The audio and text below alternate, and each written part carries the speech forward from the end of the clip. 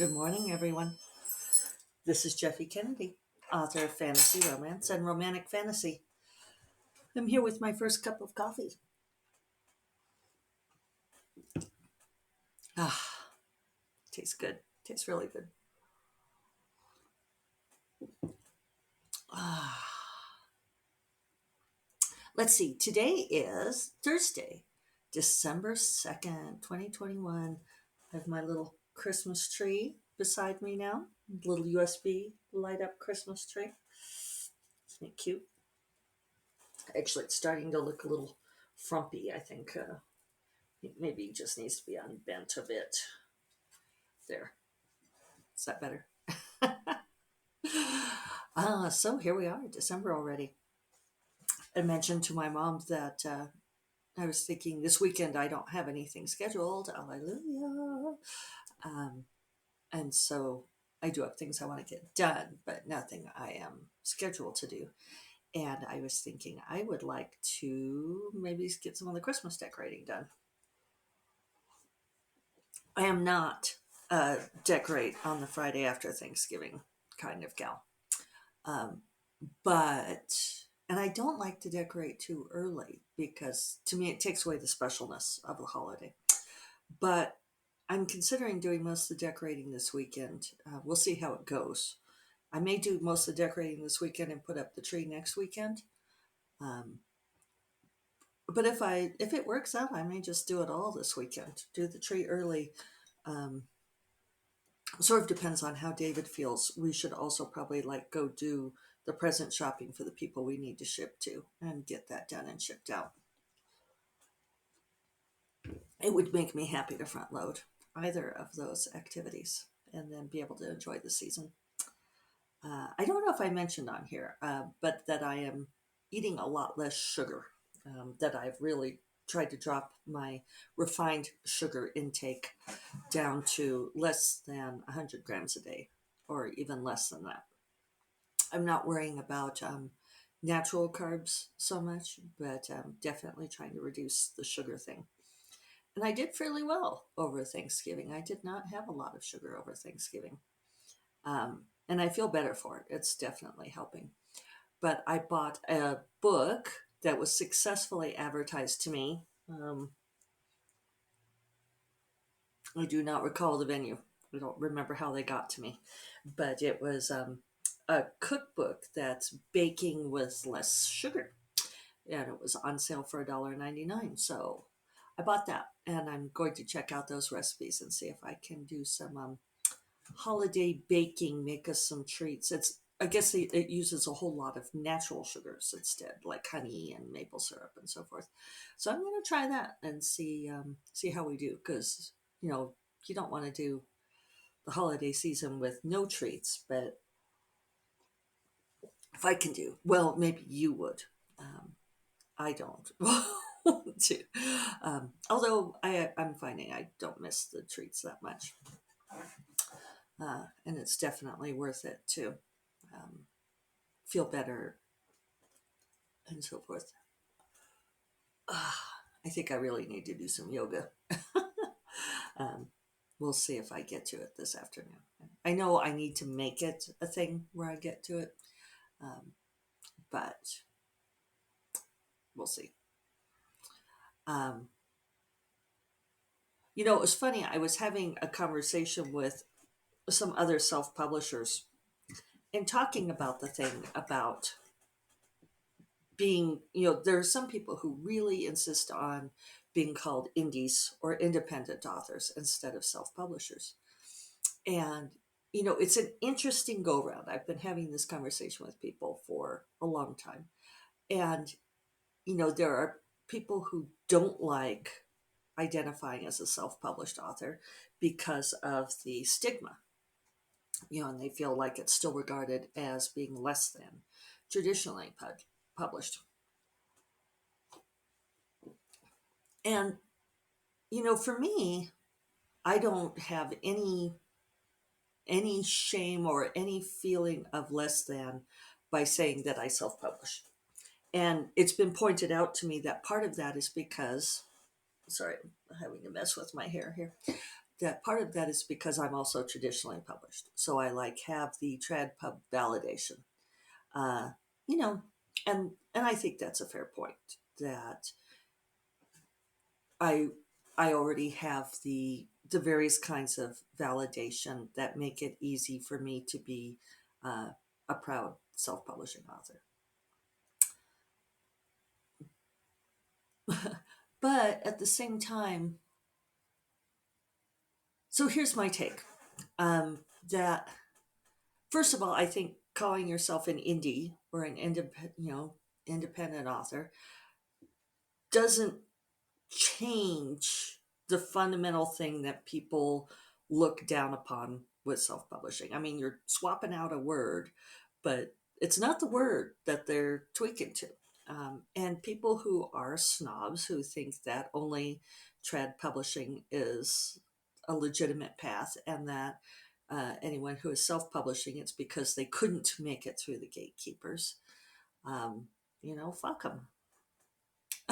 Really, it's like, and calling yourself an indie instead of a self-published author is not going to change their minds. That's like these people are going to think what they're going to think.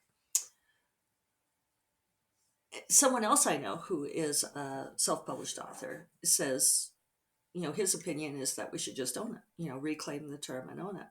And when I suggested this to someone who was pretty adamant about being called indies, this other guy said, he just really rejected that idea. That's ridiculous. And it occurred to me that, I'm very much about reclaiming terms and owning them, but I feel like as a woman, as someone who writes erotic and romance crossover, that I have long been in the position of taking terms that have been hurled at me as insults and attempts to make me feel less than and owning them, reclaiming them and owning them. And I kind of wonder if this guy, I won't give you his stats, but you could guess. I wonder if he's ever been in the position of having to do that. In some ways, I feel like if having people say, oh, you're only a self published author, yeah, it's obnoxious. I totally get it. But if that's like the worst thing that anybody has ever said to you and insulted you for, then, maybe you're doing okay. I just think about a lot of people who are, subjected to, racism and misogyny and homophobia and transphobia and all of these other things where they are fighting for very basic rights as human beings, like being able to use a bathroom in public. It's like, it's just really hard for me to want to climb on that hill about being called a self-published author or being called an indie instead of a self-published author. But whatever. I mean, we can all do our thing. I just think it's interesting, what where people plant their flags.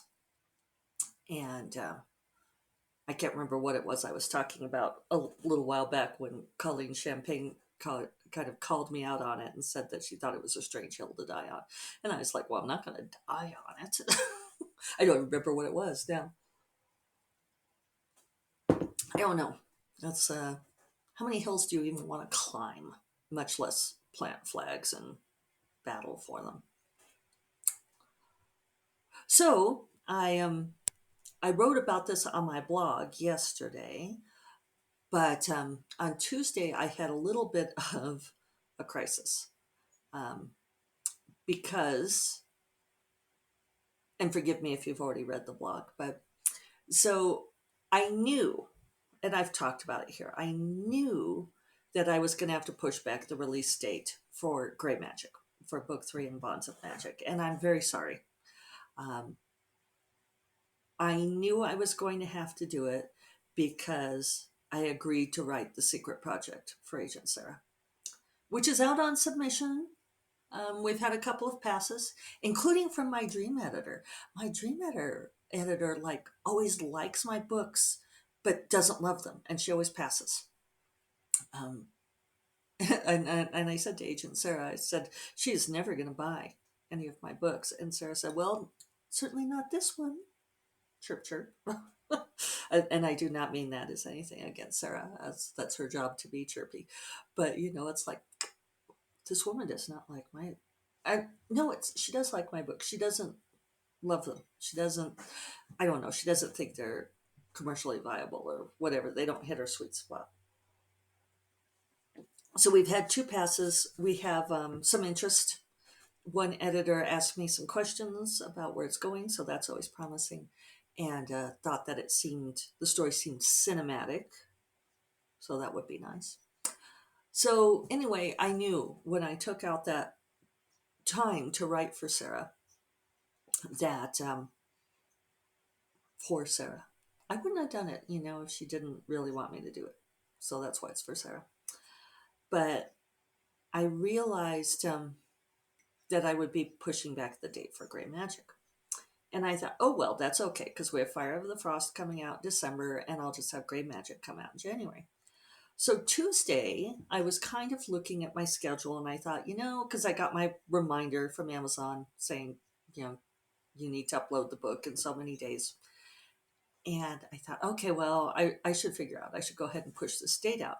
So I was looking at my schedule, and I was figuring out, I thought, okay, I'm going to be kind to myself, what would be, give myself a few days off for Christmas, travel and all of that. And, make sure I have time to revise it, and what's a comfortable schedule. So I picked my date, and I went to Amazon all ready to push back the release date. And for some reason, I guess I just didn't realize, because I don't do this very often. I don't normally push back dates. And yes, I know I've done it a couple times recently. I did it with Fire of the Frost, which was not my fault. My story's ready. And I pushed back, was it Dragon's Daughter? I think because I simply did my math wrong. So, but this is like the first time that's been like, I cannot get this thing, you know what I'm saying. So I went in to change the release date, and I had my new date all picked out. And I've discovered, which maybe I knew this, but somehow it didn't penetrate my brain, that you can only push it out 30 days. So I could only push it out to January 19th. And I was like, shit. That moment, it's like you almost imagine our lives are so influenced by video now, right? I'm imagining the camera going, boom, on my shocked and horrified face. So I go back to my spreadsheets, and I start crunching my numbers, and it's like, I can't get this book released by January 19th. I cannot do it. At least not at my 3,000 words a day. So then I started messing with my numbers. And those of you who have been with me for a long time know that it's always a bad sign when I try to increase my daily word count. And I was like, well, maybe I could do 3,500 words a day instead of 3,000. And I was thinking, well, maybe I could work one day on the weekends. And even then, it would have been tight. And I had to have a little come to Jesus moment with myself. And just as an aside, I've noticed this is something I say, the come to Jesus moment. And I noticed that younger people, people don't always know what I mean when I say that. I say it in SIFWA sometimes, and people kind of give me the head tilt. Is this not a thing anymore? Whereas I know it comes from my family, my Irish Catholic family, and it's the come to Jesus moment is when you confess your sins and accept your penalty. What is it? You have to say so many rosaries and fast, or whatever you have to do, your penance. So, but I think that's funny, and I actually mean it in a totally non-secular way, but I may have to cleanse it from my vocabulary, because it may be just entirely too Christian for today's vernacular. But for now, with myself, I had my come to Jesus moment, where it was like, okay, Jeffy, if you try to meet this accelerated schedule, you will stress yourself the fuck out. And I'm trying not to do that. Plus, I've got Storm Princess and the Raven King on pre-order also. Um, and if I totally crashed myself out writing Gray Magic, I wouldn't get that book written on time. So I went to, I did what any good modern author does. I went to my networks and I asked various people. I asked the Faro gals on Discord. I asked the indie author group at SIFWA, Indie Authors, and I asked a couple of my other Facebook groups, and saying, has anyone had to do? Because see, this is the deal, and only Amazon does this. But of course, Amazon is the big one. It's where I have, tons of free pre-orders.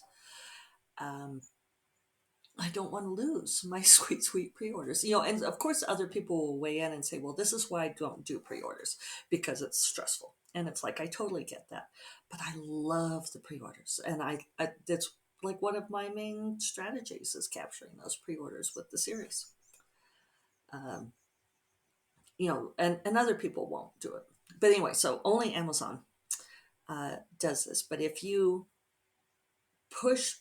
you can push back your release date once. And if you do it a second time, then you lose your pre-order privileges for a year. You can't set up pre-orders, and you also lose all of your sweet pre-order numbers if you do it a second time. So, and I was like, I'm going to have to do this. Yeah. Hush. I don't know why I'm getting a notice that I have low storage space on my computer, which I shouldn't have, but it's probably like a previous version of Windows is on there or something. I hate it when it does that. So anyway, the upshot of what I've heard from people is that there are two avenues to do this. Is that you can push your release date back once. Now I'm getting that there's a local, that my local backup might not work on this recording. Definitely time to clear some stuff out. Sorry for all of the distractions. Like I turn off notifications except for like these ones from Windows I can't destroy. Would like to. Okay, so anyway, there's two ways to deal with this. That you could go ahead and reset to 30 days, then do your second 30-day reset when that time comes, and then contact Amazon and Grovel and ask to have your pre-order privileges reinstated, which apparently they will do if you're like not a perennial offender. Or you can call Amazon, explain the situation. They've apparently been kinder because global pandemic, and ask to move the release date out more than 30 days. So I'm going to take option 2, and I'll see how that works. I haven't done it yet. So I know, like Assistant Corrine emailed me and said Gray Magic is still showing as releasing on December 20th. And I'm like, I know, it's a lie. I just haven't changed it yet. So I need to call Amazon and request that. And hopefully they will just give me the 2 new dates. And I will report back on how that works. So I apologize for those of you waiting. I know that many of you are in agony over Storm Princess and the Raven King. I did not plan to drag that series out this long. Best laid plans. Like in the original conception, it would have been done by like this fall. But then I ended up interweaving the 2 series, doing Bonds of Magic and Heirs of Magic, which I don't know if I would do it again. In some ways, it's been good. It's been good for me to write in the 2 different worlds. It's also, it's been good in that Bonds of Magic has sold much better than Heirs of Magic. And it's been interesting to see that. Like if I'd done them at different times, it might have been like, well, maybe it's just like a different year and that sort of thing. So it's just interesting to see which things sell better than others. But I do have on my list for this weekend probably to plan out my schedule for next year and see what I'm writing next. I know some of you are still campaigning for an Ambrose spin-off series from Forgotten Empires. Could be fun. I do have a few things planned for next year, but at least Gray Magic and Storm Princess will tie up those series, and then I can decide if I'm going to move on. I think I'm definitely going to write more in the Bonds of Magic world.